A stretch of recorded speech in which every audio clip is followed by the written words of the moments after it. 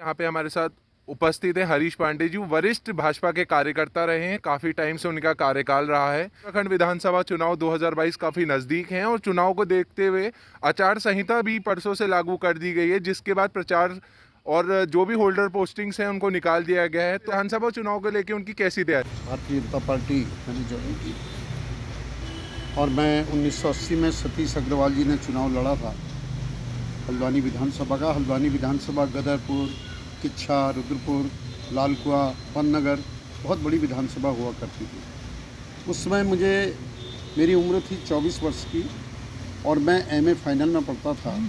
तब मैंने भारतीय जनता पार्टी के लिए काम करना शुरू किया। उसके बाद 1984 में एनके कपिल जी ने विधायक का चुनाव लड़ा। वो रोडवेज़ के कर्मचारी यूनियन के नेता थे, उनके लिए मैंने कार्य किया। फिर 1993 में जब भारतीय जनता पार्टी के जो प्रत्याशी थे तिलकराज बेहड़, तब उत्तराखंड राज्य बना नहीं था, उत्तर प्रदेश था और बहुत बड़ी विधानसभा थी, उन्होंने चुनाव लड़ा। तब भारतीय जनता पार्टी का खाता खुला। मतलब हल्द्वानी विधानसभा में अगर कमल का फूल खिला है तो 1993 में खिला, वो भी तिलकराज बेहड़ जी जो रुद्रपुर के निवासी थे और वो विजयी हुए थे। उस समय में भारतीय जनता पार्टी का हल्द्वानी का अध्यक्ष था। और 1990 से 1996 तक पूरे हल्द्वानी के 20 वार्ड होते थे। तो भारतीय जनता पार्टी को सक्रिय करने में, भारतीय जनता पार्टी का कार्यकर्ता निर्माण करने में, संगठन के लिए वार्ड अध्यक्ष बनाने में मैंने पूरे वार्डों का दौरा किया। और 1998 में फिर जब इलापंजी का चुनाव आया, नारदा तिवारी जी ने चुनाव लड़ा, उस समय मुझे प्रभारी बनाया गया और इलापंत भारी मतों से विजयी हुई। धीरे धीरे फिर हमने उत्तराखंड आंदोलन के लिए भी काम किया कि राज्य बनना चाहिए। राज्य आंदोलन भारतीय जनता पार्टी ने 1989 में शुरू किया था, जब कल्याण सिंह हमारे मुख्यमंत्री थे उत्तर प्रदेश में। 12 अगस्त 1992 को उन्होंने कि उत्तराखंड बनना चाहिए और उत्तर प्रदेश से अलग होना चाहिए, ये प्रस्ताव केंद्र में भेजा। क्योंकि एक प्रोसेस होती है, कोई भी स्टेट से जब कोई स्टेट अलग होती है या राज्य बनाना होता है तो वहाँ के मुख्यमंत्री को या वहाँ की विधानसभा को प्रस्ताव भेजना होता है। आज कांग्रेस कहती है कि हमने उत्तराखंड राज्य हमने बनाया। यूकेडी ने, ठीक है, उन्होंने आंदोलन किया, लेकिन वो क्षेत्रीय दल था, क्योंकि इसमें केंद्र में सरकार होनी ज़रूरी थी। तो अटल बिहारी वाजपेयी 3 बार हमारे प्रधानमंत्री बने, लेकिन पहली बार तो 13 दिन के लिए बने, दूसरी बार 13 महीने के लिए बने, लेकिन तीसरी बार 98 में जब वो प्रधानमंत्री बने तो 5 साल के लिए बने। तब 9 को हमारा उत्तराखंड राज्य बना। मैं ये कहना चाहता हूँ, बार बार चुनाव में कांग्रेस के लोग कहते हैं कि आज भारतीय जनता पार्टी ने उत्तराखंड के लिए कुछ भी नहीं किया और 20 साल राज्य को बने हुए हैं। मैं उनसे पूछना चाहता हूँ, उन नेताओं से जो भारतीय जनता पार्टी पर आरोप लगाते हैं कि भाई भारतीय जनता पार्टी ने कुछ नहीं किया।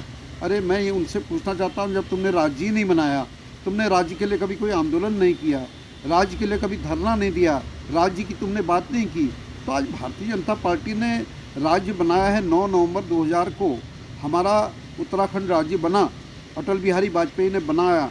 तब से आज ये 2021 चल रहा, 2022 का चुनाव हमारे सामने आ गया, जिसकी आप बात कर रहे हैं अभी 22 की। तो इनमें 20 वर्षों में भारतीय जनता पार्टी ने उत्तराखंड में बहुत काम किया। अभी हमारे प्रधानमंत्री जी माननीय नरेंद्र मोदी जी हल्द्वानी में आए थे, 17,500 करोड़ रुपए की उन्होंने यहाँ पर घोषणा की। और हल्द्वानी विधानसभा जहाँ ये चुनाव होने जा रहा है, जिस विधानसभा में हम बैठे हैं, 2000 करोड़ रुपए की उन्होंने घोषणा की है। ये जो अभी आप आचार संहिता के बाद अभी आपने कहा कि आगे क्या होने, लोकतांत्रिक पद्धति है भारतीय जनता पार्टी के साथ, जो किसी दल के पास नहीं है। और जगह तो भगदड़ मचती है, कोई माइक छीनता है, कोई कार्यकर्ता को धक्काता है, कोई नेता को मंच में खींचता है। अभी आप देखना, यहाँ पर 2 घंटे तक लोग यहाँ पर देखिए, शक्ति केंद्र के संयोजकों को बुलाया गया है, मोर्चों के अध्यक्ष को बनाया गया है, प्रदेश के पदाधिकारियों को बुलाया गया है। 200 कार्यकर्ता यहाँ पर अभी अपनी भावनाओं को प्रकट करेंगे।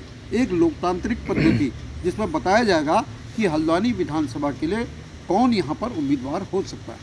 बात करें आगामी विधानसभा चुनाव नज़दीक हैं और इस चुनाव को लेते हुए विपक्ष पार्टियां हैं, अगर उनकी बात करें तो बड़े बड़े दावे, बड़े बड़े वादे किए जा रहे हैं उनकी तरफ से। तो क्या लगता है आने वाले समय में जनता किस तरीके का बदलाव चाहती है, और जो कांग्रेस पार्टी या अन्य पार्टियां हैं वो जोरों शोरों से अपने कार्यकाल को सजाने में लगी हुई हैं? क्या कहना है आपका इसके बारे में? मेरा कहना ये है कि अभी हमारे पुष्कर सिंह धामी जी जो हमारे मुख्यमंत्री हैं, और इस समय हमारे पास 57 सीटें वर्तमान में भारतीय जनता पार्टी की विधानसभा में हैं, और हमारे पिछले 3 महीने से हमारी तैयारी चल रही है।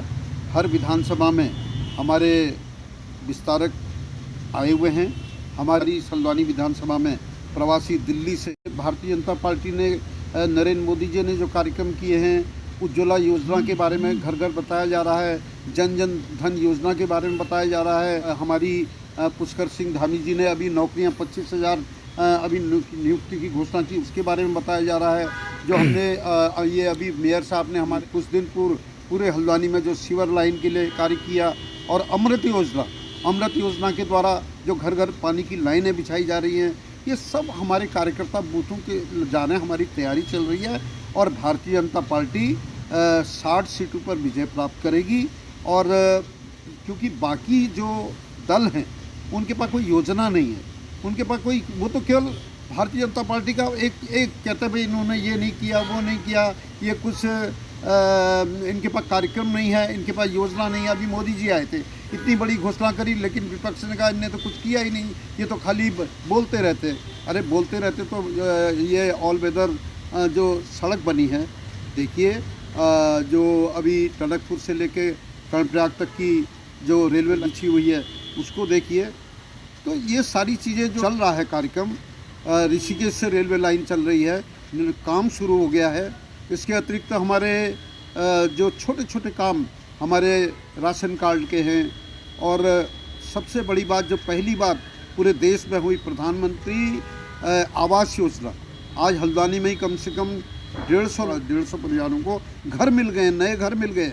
ये कार्य कभी किसी और दल ने नहीं किया। प्रधानमंत्री सड़क योजना, जिसके द्वारा आज अगर देहरादून से दिल्ली जाना है, हल्द्वानी से दिल्ली जाना है, बड़ी बड़ी 4 लाइनें बन रही हैं। ये सारी गडकरी जी हमारे जो मंत्री हैं, केंद्रीय मंत्री, कितना बड़ा काम करे, बहुत बड़ा काम हो रहा है पूरे देश में।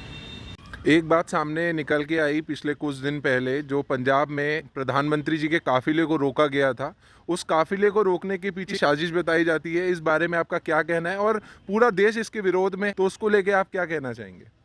मेरा कहना है जो प्रधानमंत्री की सुरक्षा होती है, उस सुरक्षा में एसपीजी और प्रधानमंत्री की सुरक्षा के मेन हेड होते हैं, जहां के द्वारा हर स्टेट में, किसी भी स्टेट में अगर प्रधानमंत्री जी जाते हैं तो वहां के डीजीपी से बात होती है, पुलिस विभाग के सबसे।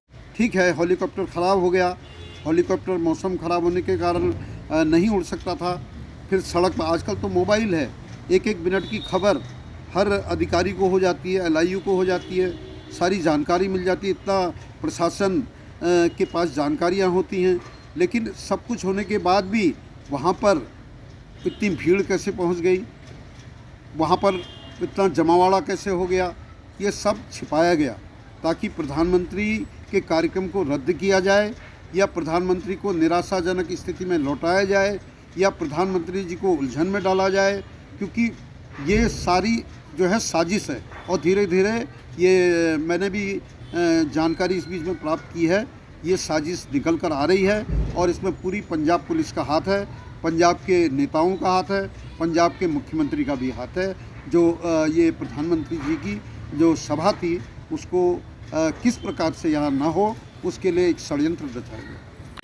तो ये थी हमारी खास बातचीत भाजपा के वरिष्ठ नेता हरीश पांडे जी से हमने बात करी आगामी विधानसभा चुनाव। तो बहुत बहुत धन्यवाद आप सभी लोगों का, और इसी तरीके के अपडेट्स के लिए आप जुड़े रहे हमारे साथ।